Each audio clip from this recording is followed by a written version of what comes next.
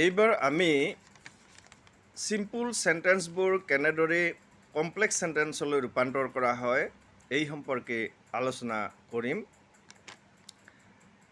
Simple সেন্টেন্সত এটাই finite verb থাকে সেই কথাটো আমি জানো, কিন্তু কমপ্লেক্স সেন্টেন্সত দুটা ফাইনিট ভাৰ্ব থাকিব লাগিব। এটা প্ৰিন্সিপাল ক্লজৰ বাবে এটা ফাইনিট ভাৰ্ব আৰু এটা সাবঅৰ্ডিনেট ক্লজৰ বাবে এটা ফাইনিট ভাৰ্ব। আৰু লক্ষণীয় বিষয় যে আমি তিনি প্ৰকাৰৰ কমপ্লেক্স সেন্টেন্স পাম: নাউন ক্লজ, সাবঅৰ্ডিনেট নাউন ক্লজ বা ডিপেণ্ডেণ্ট নাউন ক্লজ, আৰু ডিপেণ্ডেণ্ট এডজেক্টিভ ক্লজ আৰু ডিপেণ্ডেণ্ট এডভাৰ্ব ক্লজ। গতিকে এই তিনি ধৰণৰ ক্লজৰ সজোৱাৰ জৰিয়তে, তিনি ধৰণৰ ক্লজ সৃষ্টি কৰাৰ জৰিয়তে আমি সিম্পল সেন্টেন্সবোৰ কমপ্লেক্স সেন্টেন্সলৈ ৰূপান্তৰ কৰিব পাৰিম। আমি ইয়াত বিভিন্ন ধৰণে সিম্পল সেন্টেন্স কেনেদৰে কমপ্লেক্স সেন্টেন্সলৈ ৰূপান্তৰ কৰা হয় এই সম্পৰ্কে উদাহৰণৰ মাজেদি বুজি ল'ম। এটা সিম্পল সেন্টেন্সৰ উদাহৰণ লৈছোঁ, আই ন' ইউৰ নেম। এইটো এটা সিম্পল সেন্টেন্স, কাৰণ ইয়াৰ ন' ভাৰ্বটোৱে অকল ফাইনিট ভাৰ্ব আছে। গতিকে এইটোক যদি আমি কমপ্লেক্স সেন্টেন্সলৈ ৰূপান্তৰ কৰিবলগীয়া হয় তেতিয়াহ'লে আমি লিখিম আই know' what Euro name is. অৰ্থাৎ আই ন' এইটো হ'ল প্ৰিন্সিপাল ক্লজ, তাৰে ন'টো হ'ল ফাইনিট ভাৰ্ব, আৰু হোৱাট ইউৰ নেম ইজ এই সাবঅৰ্ডিনেট ক্লজটোৰ ইজটো হ'ল ফাইনিট ভাৰ্ব। গতিকে আমি ইয়াত দুটা ফাইনিট ভাৰ্ব পাবলৈ সক্ষম হ'লোঁ আৰু কানেক্টিভ হিচাপে হোৱাট পাবলৈ সক্ষম হ'লোঁ। গতিকে আই know' what Euro name is. আনহাতে সিম্পল সেন্টেন্সটোৱে যিটো অৰ্থ কৰিছিল সেই একেটা অৰ্থই এই কমপ্লেক্স সেন্টেন্সটোৱেও বহন কৰিছে। গতিকে কমপ্লেক্স সেন্টেন্সলৈ এনেদৰেই আমি ৰূপান্তৰ কৰিব পাৰিম।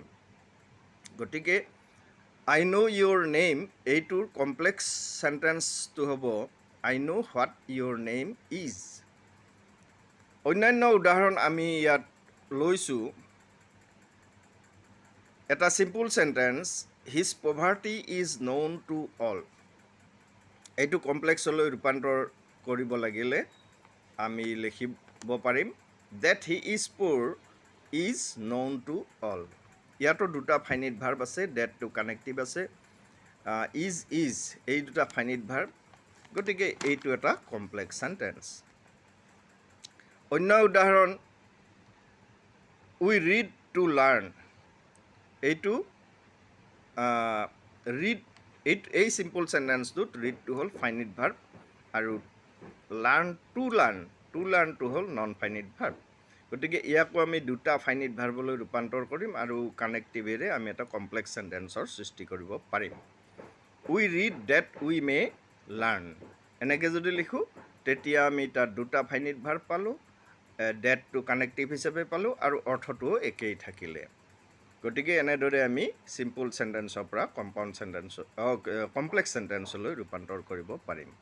অন্য উদাহৰণ হ'ল, I know' his motive. I know' what his motive is. A will has a way. Where there is a will there is a way. I know' the honest man. I know' the man who is honest. গতিকে এই মনত ৰাখিবলগীয়া কথাটো পুনৰ কৈছোঁ যে simple সেন্টেন্সবোৰক noun, adjective আৰু এডভাৰ্ব ক্লজলৈ ৰূপান্তৰ কৰি কমপ্লেক্স সেন্টেন্সলৈ পৰিৱৰ্তন কৰিব পাৰি। গতিকে নিশ্চয় ছাত্ৰ ছাত্ৰীসকলে এই ভিডিঅ'টোৰে কেনেদৰে সিম্পল সেন্টেন্সৰ পৰা কম্পাউণ্ড সেন্টেন্সলৈ ৰূপান্তৰ কৰিব লাগে এই কথাটো নিশ্চয় বুজি পাব।